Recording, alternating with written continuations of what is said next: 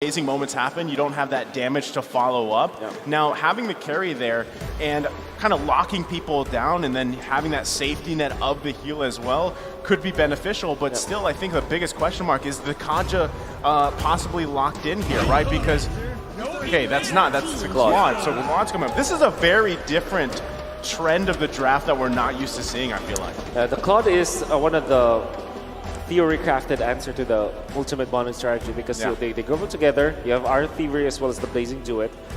Then again, the presence of the Benedetta kind of makes it difficult because you have ways to kind of bring back the damage, and also you have access to the backlines. Not just the Benedetta, but also the carry, right? Claude really struggles up against the carry in this lane matchup. So picking up that Claude is a bit risky. Yeah. But I get what they're trying to do, right? They're up against the Ube, they're up against this kind of strategy where they want to group up. That's some AoE damage, and on top of that, you also have that Battle Mirror image that just is such a good escape tool. Yeah. And Incendio Supremacy, from the games we saw, or from last game, literally, they really struggle to pinpoint on a target when you're up against so much mobility, and that's exactly what Hawk are doubling down on.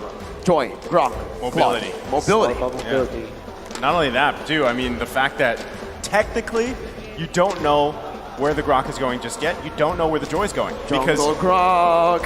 Well, that's stretching it a little bit, but it could work. I mean, but still, roam Grok, side lane Grok, Joy could go in the jungle, could go in the side lane. We've seen that happen too. Heck, we've seen her in the mid lane too, right? So still, that's something there to consider. Obviously, Claude going to the gold lane. So still, the targeted bans here are towards the jungle for Incendio Supremacy. They take out that Martis. They don't want to deal with that utility. I mean, just the tankiness. They might even take one more jungler out if for Team Hawk here. Because the response from Incendio Supremacy, they know that stat from Man with his Kadita. They take it out, and there you go. That's actually a great choice here, the Valentina, because you don't have to worry about them taking your ultimates as well. Yeah, wild charge. What's Rosa going to play now, right? What is Rosa going to play? Yeah, still have the Savior, perhaps. Oh, man, up against that dive? Yeah, but the dive is just way too good. Maybe a Lilia, perhaps, if they are allowed to. But, you know, Team Hawk can just snatch that away if they... that actually fits their composition, too. So, they are... Incendio Supremacy in a very bad spot. Eudora going to be banned out. One of the heroes of Team Hawk actually played, too. Interesting. It's one of the pocket strategies or pocket picks for Man in the mid lane. Now it's time for Team Hawk to go for pick, and I honestly think at this point they need a mid laner, right? Do they want to go for something like the Lunox and take it away? No, they go for something like a Faramis. Yeah. So you mentioned Lilia. I personally like the Lunox here for Incendio Supremacy. Up against so much mobility, you need someone to be able to burst them down before they even notice, right? And Lunox has that kind of capability. Lilia, on the other hand, very hard to hit those skill shots with a lot of mobility being placed, a lot of blinks as well, like the Claude. Let's see what they go for here. That's the Lunox pick coming through. Well, what do they pair it up with? You're looking for a jungler. Fredrin still is good. They need that. They need that. They need a front liner. Well, Barrett is also available, so that's also one consideration. Barrett's Fredrin. That's right. I have a crazy idea. What if they pick up a Leomord, or actually a Balmond? A Balmond? Yeah, but that's very unlikely. Leomord is a choice. No, we haven't seen Balmond. Okay. Yeah, the Barretts. Solid front line, right? They go for the efficient pick again. Not much risk with this pick. Very good clear. Yeah. Still an overall good pick. Again, it's still something, you know, utility jungle. You can focus on the objectives. That's what you need to do. Almost probably like the second best choice if Martis is banned out, right? So I guess if you look at Incendio Supremacy specifically, they've got their bases covered. I really do want to see how the Benedetta is utilized as well, if they can kind of just put pressure around the map this time. Maybe it's Incendio Supremacy that's being like, hey, Team Hawk, respond to us this time, right? But even just looking at this, I really am interested. Okay, it's a Diggy. It's Diggy mid. Okay. Wait, Diggy roam, Faramis mid, and that's the Grok in the jungle. Yep. No, it's Gary. No, it's Gary. Oh, It's Gary, man. I know you were excited to see it. Come on, But Gary. Do you want to see Gary in a single dash hero, an ultimate for a dash? You don't want to see that. You want to see Waka Gary. Yeah, that's a Gary. Joy. That's a Gary. Joy. Joy is a Gary pick. Well, I mean, we'll have to see. Again, this is a very still weird, unorthodox draft, right? But both. It's Team Hawk. What can we? This is kind of something you. What's that saying with Malaysian teams? There's a certain saying. Yeah. You're never sure. You're never sure. Yeah, I was thinking. No. I was thinking of the Tagalog version, but yeah, you're never sure, right? With these Malaysian teams here, but again, crucial match here. They're match point for Team Hawk. Incendio Supremacy. Even looking at the lineup, they've got great tools again, like they did in the previous game. But can they make it work here? Ladies and gentlemen, we're loading up into the land of Dawn. Match point for Team Hawk. Incendio Supremacy looking to extend the series. Who comes out on top? It's going to be very difficult to find out. You're looking at Incendio Supremacy. It looks like a very difficult lineup to pull up. Yeah. I mean, I'm just talking about like ease of execution here. There's like so many conditions for Incendio Supremacy. If their composition is good, it's really looking good. But when it comes to like the raw damage or execution for Incendio Supremacy, it's definitely more difficult compared to Team Hawk. I agree, right? Incendio Supremacy, looking at their composition, there's a lot that needs to go right, and especially that gold lane, because they're going to really bank on the fact that Sunshine and Rosa can melt down the frontliners from Team Hawk, and the bursters, the divers, technically, Gary, Panda. The way Incendio are playing right now is they're peeling with damage. Yep. I thought you were going to mention the Ghost Bursters, But I feel like Faramis, in a way, isn't as strong as Okay, missed it.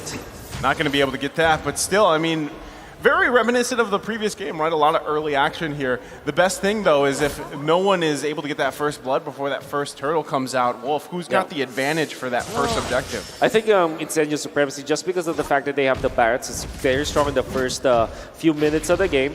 And when it comes to like turtle fights, you can hold your ground utilizing your Daytona's welcome. You can still pick up the Retribution when the fighting gets dicey, so you are actually immune to stuns or crowd control during that period. So I guess to answer your question, Incendio Supremacy should take advantage of that fact. Well, let's see, right? Because early on, you can already see the matchup here. Sunshine is doing it a little bit better than Panda in the gold lane as expected. Because of this, Incendio do have a bit more pressure to play on towards the turtle, with Alien rotating to the mid lane and actually lane swapping with Rosa. Rosa wants to get that level 4 quickly. The turtles reset it, and they're both just going to disengage. Yeah, everybody's got to be pretty much careful here at this point, but across the board, all green lights for everybody. So it really comes down to how they utilize this, especially even with the Time's Journey on Min here. But the poking coming out. Alien with a petrifying the final blow. That's a Time Journey, but Min's going to be taken out. First blood over to Incendio Supremacy. Oh, great decision there coming out from Alien. Also able to secure that first kill for himself. Should also be that turtle. Whoa! Gary coming in, picking up the retry. That's a missed time by Lola, as Gary now is going to be forced to back off. Tienzi picks up the kill. Man, forced to flicker out, and Tienzi will just trade that away with a purple buff steal on Team Hawk's jungle. Fortunately for Incendio Supremacy, they found the post-turtle fight and won it, because the setup was already there for Incendio Supremacy. They have 4 ultimates available in that fight. Alien already poked T-Mac and got a kill afterwards. They have all the advantage in the world. Even Gary's a level under the opposing Barretts, the jungler of Incendio Supremacy. So everything should be theirs that moment. Fortunately for T-Mac, they got the turtle, but they lost the post-turtle fight. Yeah, I mean, already off to a great start here for Incendio Supremacy. Again, playing around with this lead that they have. And really, I mean, a lot of it too, Sunshine just being able to farm up as well as he can. Now, he had the Corrosion Scythe. He's going to be working on the next item. Yeah. You got to protect Sunshine, allow him to scale up, because right now, a lot of that early damage, with Rosa having an early kill here, running that last worship, you know it's going to hurt, right? And Tienzi, like we mentioned in the draft, having this Barrett's pick and just kind of being able to secure an objective with a Daytona's welcome, being immune to CC, is really going to benefit you here, because with this early lead, you got to continue to compound interest it, build upon it, and transition to mid-game. And the thing is, Incendio, they have the lead whilst also having 2 very late game heroes that needs to scale, right? Remember, Rosa and Sunshine, they're waiting for items, man. Yeah, they're going to be waiting for their major core items.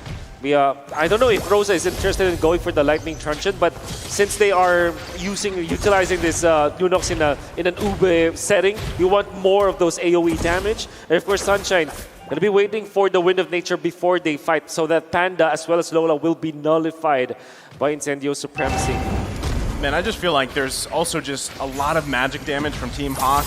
You can already see action more for this turtle. Shadow Stampede bringing TNT back. Alien in the midst right now. That's going to be the healing coming from Blessing of the Moon Goddess. As TNT finds the extra breath, the extra fire as well. It's combo together. Min finally pops a time journey, but it might be a bit too late. He's 1 HP. Panda's very, very low. Alien's looking for the dive. Flickers out. Gary now caught. That's a Phantom Splash. Gary gonna be falling down to the hands of Rosa. Meanwhile, Sunshine, that was a 4v5 and Incendio won.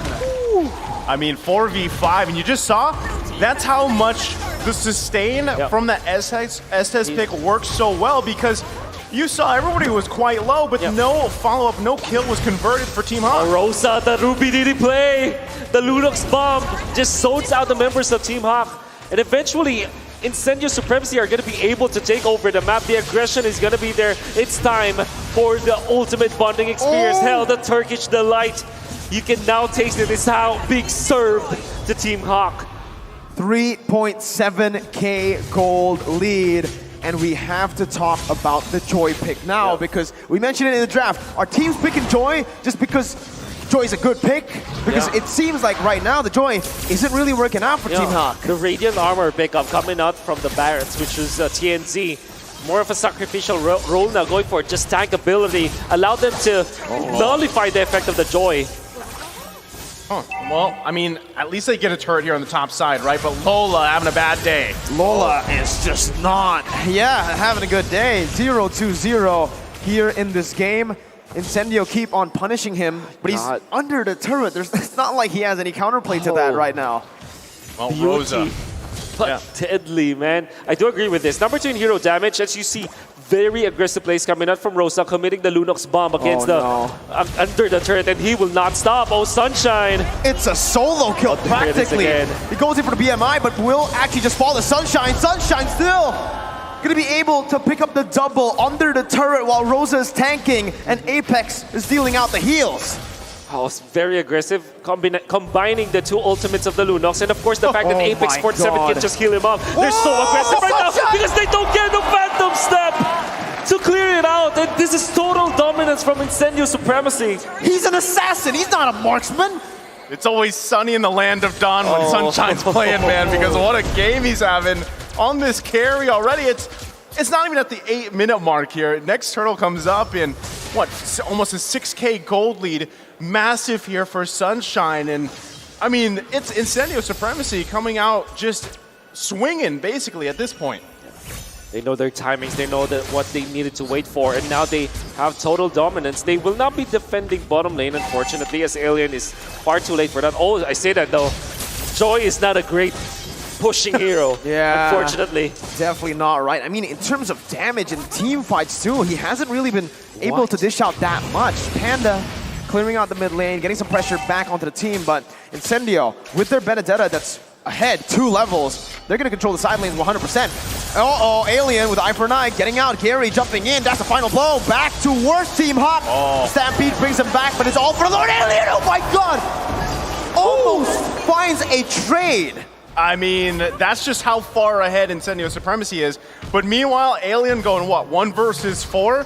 Lord just taken by Incendio Supremacy, and now their eyes are up here on the top side of the map. The maneuver coming out from Incendio Supremacy, classic to the strategy that they wanted to utilize.